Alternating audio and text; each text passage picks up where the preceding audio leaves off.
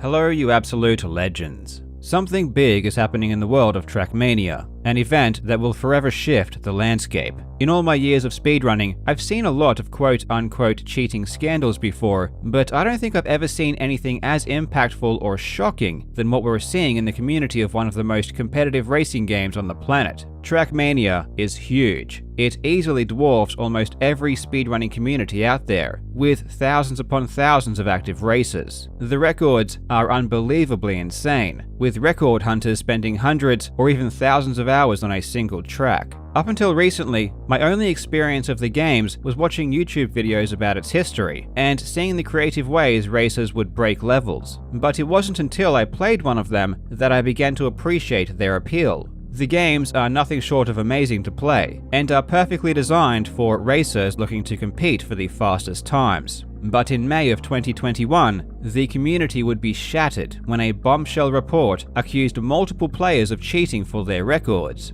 On the surface, this doesn't seem too outrageous of a situation. Players get accused of cheating all the time. But in this case, one of the accused was particularly egregious, with reports claiming he had cheated in literally hundreds, maybe even thousands of records over a period of 10 years. I've never heard of an instance that extreme. And shockingly, this was just the beginning. Once the report dropped, many Trackmania players would step forward and confess to cheating in some way or another. So how does this happen? Why is this happening in 2021 when Trackmania games have been heavily competed in for well over a decade? And what are the implications for the future of the series? In this video, we will take a look at exactly what happened and why everything is exploding at this exact moment. I hope you enjoy. Now legends, you'll notice I have a new Doom poster behind me, and it comes courtesy of this video's sponsor, Displate. Displate offers epic metal posters that not only look awesome, but are also extremely easy to mount, requiring no tools and leaving no lasting marks. Displate has recently partnered with Doom to release an amazing series of posters. These look absolutely incredible, so I had to get one. But Displate offers posters from all of the most beloved gaming franchises like Fallout, Elder Scrolls, and Hitman. I definitely suggest searching for your favorite game to pick up something awesome for your room. Displate also plants a tree for every Displate sold, and have planted over 14 million trees so far. Now, if you use my link in the description, you will receive 25% off your order for the first 3 days. I highly suggest grabbing a few. I guarantee your walls will thank you. Trackmania just might be the perfect racing game when it comes to time trials. On the surface, many of its tracks are simple in nature, and when you jump in and play, everything seems to make intuitive sense. The graphics are simple, the tracks are clearly defined, and most of them consist of a single short lap. But as is the case with very well-designed games, these simple mechanics can often breed complex strategies. Take AO1 for instance. It's the first track of Trackmania Nations Forever, and one of the most iconic in the entire series. Aside from some bends, a small jump at the start, and a big jump at the end, there really isn't much to it. It is, however, a perfect example of how slight changes to the terrain can create extremely deep and precise techniques. After some slight turns at the beginning, the racer encounters 2 downward slopes. Due to the speed that has been built up so far, this causes the car to become airborne. But this isn't ideal, as in Trackmania, you don't build speed while in the air. Therefore, we must try to figure out a way to minimize the amount of time we are airborne, without of course simply slowing down too much. This is achieved by performing an extremely precise diagonal jump. And when I say precise, I really do mean precise. You need to hug the wall on the right as closely as possible, turn sharply left to initiate the diagonal angle, release the accelerator for a split second just before leaving contact with the ground to give you very slightly less speed, while also readjusting the car's position while jumping so that the left wheel makes contact with the ground just beyond the crest of the second slope, all while maintaining perfect alignment. It's a small jump with a ton of importance, and one of the reasons is because of how the top speed works. The top speed in Trackmania is 1000 km per hour. but this takes a very long time to reach, around 90 seconds. For a track that's only 24 seconds long, you're obviously not going to reach speeds that high, but this means that any speed loss incurred at the beginning of the race will negatively impact you for the rest of the entire run. If the top speed was much lower and you could reach it fairly quickly, a speed loss would only hurt until that top speed was reached. Slight inaccuracies magnify over the course of a race, which is why at the top level, times are differentiated by the tiniest of errors. Errors so slight they are essentially invisible to the naked eye. But we haven't even scratched the surface. The final turn of AO1 takes precision to the next level, with a technique called speed drifting. Drifting can be done in a few different ways, but the relatively low speeds on AO1 make this particular drift extremely difficult. The turning angle needs to be perfect to achieve a noticeable increase in speed, and if you don't do it right, you'll only end up slower than if you hadn't even tried it at all. I tried for hours and hours, practicing that single corner over and over again, and I just couldn't get anywhere near the kinds of speeds the record holders achieve. In hours of play, I couldn't do it a single time. Combining a perfect start with a well-executed drift seems humanly impossible, which is why the world record for this stage was held in such high regard. The time was 23.83 seconds, held by Trackmania. Second place was a massive 0.03 seconds behind, which might not seem like much, but in this game, that really is astonishing. Trackmania's AO1 record was the pinnacle of Trackmania perfection, one of the greatest records of all time, the result of over 1,000 hours spent on a single track. And on the 27th of May 2021, Trackmania confessed to cheating. And then another player confessed, and another player, and even more. Cheaters everywhere knew they were about to be exposed, and the man behind it all was a programmer known as Donadigo. Anyone familiar with speedrunning would have heard the term tool-assisted speedrun before. It's the art of creating the best possible speedrun by using external programs to craft inputs frame by frame. Most people take it for granted, but the software required to create these tool-assisted speedruns doesn't just spring out of nowhere. Dedicated programmers need to spend countless hours investigating a game's code so that they can create a unique piece of software that will allow them to interact with the game in a specific way. Even though the Trackmania games had been out for many years, the tools that were available were still very primitive. So Donadigo took it upon himself to develop something new and improved. But during his work, he would uncover something that would blow the game wide open.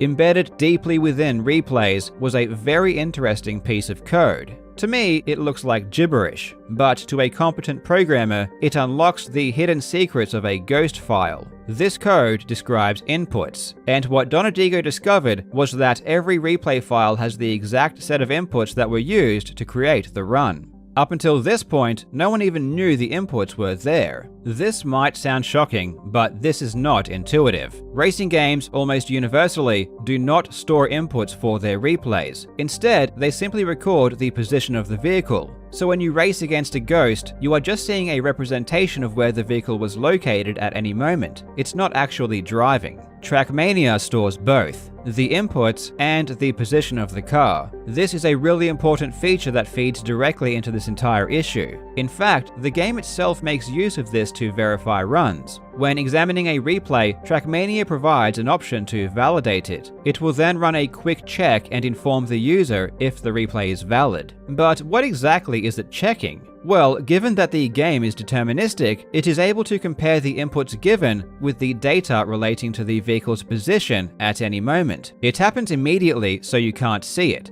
but it performs a test using the inputs stored in the replay. If the test run produces the exact same positions as the replay, it considers it valid. You might ask yourself, in what circumstance would the inputs not match with the recorded positions? This would happen if someone had tweaked the physics of the game. Maybe they increased the rate at which the vehicle accelerated. If they did do this, the position of the vehicle would end up much further ahead than what the inputs would suggest. Therefore, the game would instantly detect that something was changed and the replay would not be valid. This means that any changes to the physics that would give someone an unfair advantage are easily identified, and the website that hosts all of the records used this feature to verify runs. Essentially, a player just needed to submit the replay, and if it passed the in-game validation check, it was accepted. But there was a fatal flaw in this validation process. There were other methods a person could use to cheat, and it would be undetectable. If you were to slow the game down and play at 50% speed, this would give you a massive advantage, but the inputs and physics would still be consistent according to the game's code. Sure, the game would record the inputs at 50% speed, but when the replays played back, everything would appear normal, at least according to the game. Slowing down the game is a fairly trivial task. A program such as Cheat Engine can do it with relative ease, and when you combine a simple method of cheating with a lack of detection, you will almost always end up with abusers. But in 2019, when Donadigo found a way to extract inputs directly from a replay, a way to detect slow motion abuse would emerge. This isn't without precedent. It happens all the time in the Doom community. Players are exposed because it's so easy to check their inputs, and when the inputs aren't humanly possible, it becomes obvious that tools were used. Once the code was cracked, players instantly saw the utility of examining inputs, and 2020 saw the first example of a player being caught out. In November, Trackmania highlighted a very suspicious replay by the player Ogres. The replays were incredible, perhaps too incredible. They were driving so close to the walls and executing turns with a level of precision that seemed inhuman. When the replays were examined, the inputs didn't make sense. The speed and frequency of direction changes was much higher than you would normally expect. And not only were they incredibly fast, faster than other players, but they were also unbelievably precise. Top players know what is or isn't possible, and the input speed just wasn't possible. The only way it could be explained was if the game was slowed down. If the game was running at 50% speed when inputs were entered, they would appear twice as fast at normal speed. Donadigo's findings were presented to the Trackmania rankings moderators, and Ogres was banned. Ogres was a relatively unknown player, so this incident went under the radar. It was, however, a sign of things to come. In late 2020, someone else wanted Donadigo to examine the replays of top players in order to study their movements. Seeing inputs isn't just used to find cheaters, it's also an amazing tool to learn from the best. One of those players was Rollin. Rollin is one of the most well-known and successful Trackmania players ever, one of the all-time greats. He has set thousands of records over a career spanning more than a decade. When his replays were examined, they showed all of the hallmarks of slow-motion play. Another player that showed highly unusual inputs was a racer known as Techno. This time, the stakes were much higher. Rollin and Techno are far too established for this kind of accusation to be thrown around lightly. So, Donadigo reached out to a respected figure of the Trackmania community, Wirtual. He sent him a selection of anonymous replays and asked him for his input. Wirtual immediately acknowledged that the replays were almost certainly performed using slow motion. This was a problem, and Donadigo enlisted the help of Wirtual to scan through more replays. The more they searched, the more suspicious replays they found. The problem was far bigger than they could have imagined. The amount of replays submitted to the Trackmania exchange numbers in the tens of thousands, far too many to manually investigate. So Donadigo created a script that would scour the database and detect suspicious inputs. These filtered replays would then be examined, and the final results were shocking. On the 21st of May 2021, after several months of research, Donadigo and Wirtual released a very lengthy report outlining their findings. Their conclusion listed 7 players they identified as having used slow motion. Within 24 hours, 3 of the players had confessed, including Techno. Rollin was adamant he was innocent, however. Shortly before the report was released, he chastised Wirtual for investigating him, claiming it was a witch hunt and simply personal. But the evidence in Rollin's case was even more compelling. Rollin has submitted thousands of runs in his long career, and the extremely quick and inhuman inputs only ever appear in his offline runs. Runs that are streamed or performed while connected to a server appear completely normal, but as soon as no one is watching, the anomalies spontaneously manifest. In the days following the report, more runners would voluntarily confess to using tools to gain an unfair advantage. So ultimately, what can we learn from this? Is there some chronic issue that is specific only to Trackmania? Is the game beyond repair? Certainly not. The game has so many players that finding a handful of cheaters is a statistical certainty. The real issue was simply the fact that cheating detection was lagging behind, and when it finally caught up, everything was exposed at once, making it seem a lot worse than it would have if these things were discovered years ago. The most important lesson that the Trackmania community can take away from this is that proof standards need to be taken extremely seriously, and cheating in general needs to be as difficult as possible to do undetected. It does seem like they have already begun the process of trying to make the game cheat-proof, with the introduction of the competitive patch launched last December. All future top runs will need to be performed through this patch, which can detect many of the tools people were using. In the week leading up to this video, I spent a ton of hours grinding the first stage of Trackmania Nations Forever, trying to get a feel for the game. I played this level specifically because I had heard so many stories about how amazing the record was and the struggles that the record holder Trackmania had gone through in order to achieve perfection. Despite being new to the game, I was in awe of how perfect the record was, and when Trackmania confessed, it was shocking, and I only knew about the record for a few days. I can only imagine what the other players are feeling right now after so many of the players they idolized betrayed their trust and ruined something that was perceived to be so special. Now, I want to end this video on a positive note. I had an absolute blast grinding Trackmania over the past week, and I want to challenge you to beat my time. My personal best for AO1 in Trackmania Nations Forever is 24.02. I really wanted to get 23 seconds before the video came out, but I just couldn't get there. Okay, this is Karl from the future. The day I finished editing this video, I ended up doing this. Wide.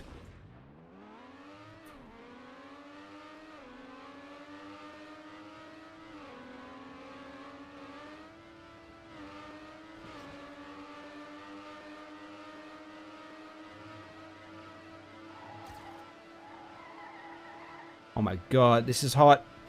This has to be it. This is fucking it in a big way, holy shit. Oh my god, fucking nailed it. Nailed it, yes. Oh, fuck yes. Oh, dude, that was insane. If you can beat my time, put the video or replay in my Discord, and you will go into the running to win some Steam vouchers. Winners will be announced in an upcoming video. Trackmania Nations Forever is completely free, so everyone can give it a go. You can find the competition rules and a download link for the game in the description. As always, thank you so much for watching, you legends. I hope you are having a fantastic day, and I will see you in the next video.